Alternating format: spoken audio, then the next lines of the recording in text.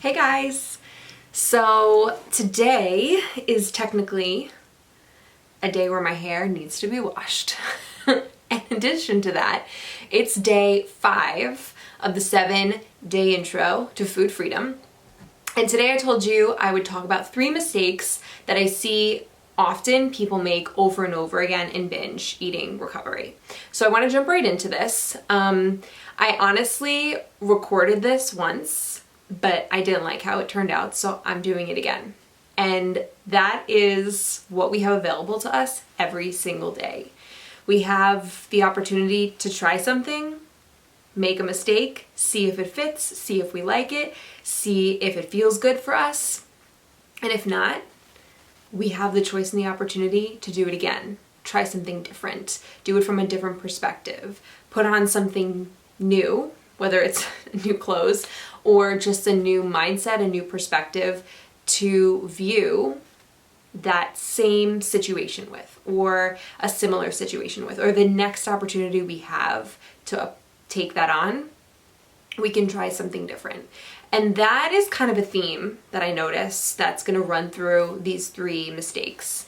So the first one that I think of is taking your past, everything that you've historically done that has led to a binge, a trigger, you ending up feeling sick and in bed, canceling your plans, having binge eating steal moments of your life from you over and over again.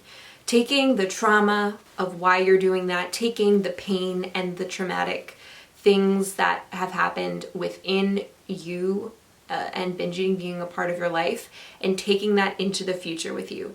Taking that stuff and expecting that it's going to be a part of your future. Keep looking to your past for answers, and even more than answers, keep looking to your past for proof that you can be different in the future. So often we look back to our history, what we have done to show as proof of what we're able to do in the future. I'm a person that subscribes to people can change. It's hard work, like it is hard AF, but I wouldn't be sitting here today if I didn't believe that and live through that myself, as well as dozens of my clients who are doing that every single day. So taking your past, taking the things that you believed about yourself in the past, the actions that you were led to because of those beliefs, taking the thoughts, the way you're looking at food, the perception of how you are approaching a situation, a potentially something that has potentially triggered you. If you are taking everything from the past and applying it to the future, you won't be going forward. You're going to find yourself in that cycle where you feel like you're repeating yourself again and again. You feel like you're spinning your wheels. You are on that proverbial treadmill, just taking steps but not really going anywhere because you're repeating the same things over and over. For me, I get the most frustrated with myself when I feel like I've learned this lesson and yet I'm still doing the same things. Or I thought I learned this lesson and yet I'm still trying to do the same thing, expecting a different results. And so truthfully, it is a stripping away of everything that you knew, because the truth of it is we only know what we know, which is a very small percentage. Let's just take like a pie, right? Like a big circle. What we know that we know is a very small sliver of that pie. So things that I know how to work out. I know how to wash my hair even though I haven't done it in a few days. I know how to make food. I know how to listen. I know how to be compassionate with a friend. I know how to drive a car. Things that I know that I don't know, another little sliver. I know I don't know how to fly a plane. I know that I don't know that much about stocks. I know that I don't know how to, fix a shoe that is broken. But the remainder of that pie, the majority of that pie is things that we don't know that we don't know. And that is the beauty, and also, like, double-edged sword, the tough thing to swallow about learning, because we do know so much, but usually with growth, where we're stepping into a place where we have not been before, we have to approach it and be open-minded to think, there's going to be a lot of stuff that I'm going to come across that I didn't know that I didn't know. And I need to be willing to unlearn what isn't serving me and stepping forward into something that isn't familiar, isn't comfortable, is new territory, and maybe a whole new way of looking at something that I've never been able to do before. So let's move on to number 2. You're being too damn hard on yourself. If you're like me at all, you self-judge, you're self-critical on every little mistake. And because we have so much emotion that's connected to binge eating, and it drives us with so much guilt and shame physically and mentally, that when we don't do it right, or when we're trying and we fall, or we end up binging even though we are trying to overcome this thing, we do something that's just a little bit out of step, we make a mistake, we fall down, we end up being really hard on ourselves. And this could be something small or something big. And usually I just notice with my clients, it's usually everything. It's just the way that their brain, they've been speaking to themselves for years and years and years, and now it just feels like normal. Now it just feels like this is what I do. This is my personality. This is, I can't change. This is who I am. But the truth is, it's not who you are. You can choose to work at being kinder to yourself. And I'll tell you straight off the bat, being compassionate and being kind to yourself during a transformation, especially a really challenging, sensitive one, is going to take you so much further and is going to get you there faster than if you are pointing out and self-judging and criticizing every single time you mess up. And I'll also tell you another truth, which is I think often people feel like, well, if I meet myself with compassion and kindness, it's not hard enough. Like, I need to punish myself for messing up. Otherwise, I'm just going to keep doing it. And if I'm not hard enough on myself, I will sort of like let myself get away with it. And I'm going to repeat it again. But to tell you the truth, and there is science that backs this, that's not the case. It's actually not the case at all.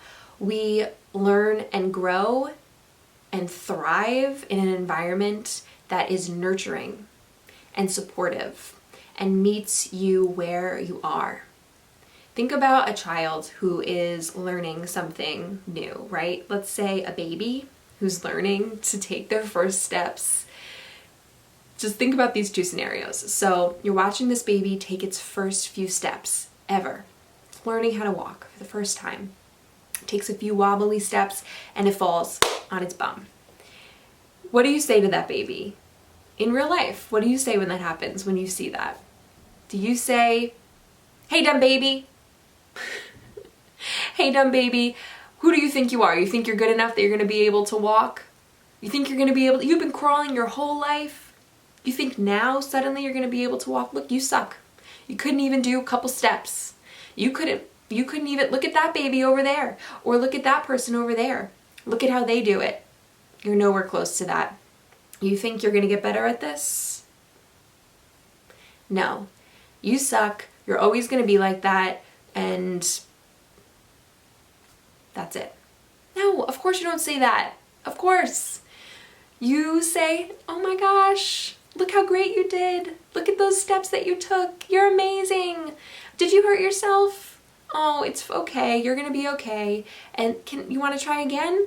Okay, let's try again. This time, blah, blah, blah, blah, blah," right? And then you're encouraging and you're supportive and you're cheering them on, and it's from this place of love and excitement about seeing this person try something new and learn something new and get a little bit better at it.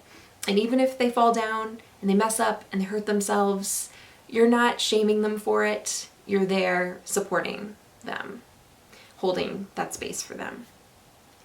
And this is the same approach that you want to take to your binge eating recovery. And you may be sitting here thinking like, well, Christine, I've tried to learn how to eat. I know how to eat. This is not my first time. This is not my first rodeo. But I would argue that it is, because this is the first time that you are learning to nourish your body from all aspects, giving your body what it needs, learning to listen to it instead of tell it, you should be doing it like this. This is what you need. So I would argue that it is a new world. The third thing that I see people make mistakes in over and over again is they don't put the work in every single day. Recovery is an every single day process. It is a battle that you are fighting to discover something new about yourself, to get to somewhere new, to meet yourself again, right? To become a stronger version of yourself. And that's the reason why I called it the warrior evolution, because we're evolving, we're learning, we're growing, we're evolving throughout this process, mind, body, soul. And we're also warriors, showing up every day, fighting for this bigger why, to get ourselves into a place where we're free from food and all of the amazing stuff that comes along with. So not putting the work in every single day might look like, oh, I'm going to try really hard, but today is, an event, and so I'm not even going to. I don't know how to, I guess I would say like it's giving up when it gets hard. It's giving up when it feels too impossible. It's not believing in yourself. It is applying the judgment instead of getting curious and seeing every single opportunity, the hard moments, the easy moments, the ones where you're triggered, the ones where you feel like you're losing control, the ones where you're successful and you celebrate. All of those moments are an opportunity to put in the work. And I think the harder moments are actually like the more opportune ones, but every single moment of the day is an opportunity to put what you're learning into practice. And really practicing over and over again is the only way that you're going to know what works for you and what doesn't, what's right for you and what's not. And having the grace to meet yourself there and support yourself through it, as well as leaving in the past all of the things that held you back and being willing to step forward into the future with a whole new mindset, a different perception of how this could potentially work for you. Being open to learning something that you didn't know before. So I picked these. These feel like they apply the most. These are the most common ones that I see. There are a few other ones that I do notice in terms of mistakes that I see people make over and over again, but they kind of all fit into these three categories.